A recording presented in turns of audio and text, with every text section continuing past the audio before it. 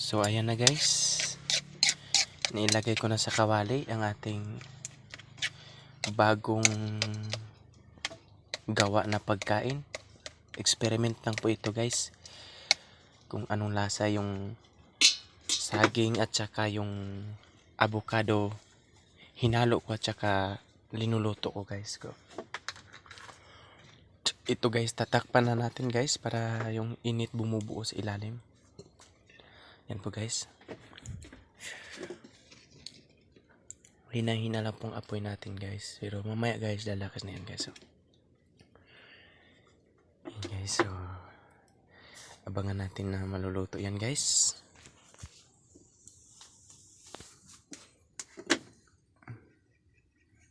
Mukhang humina ng apoy natin guys, kailangan din dagdagan ng apoy guys.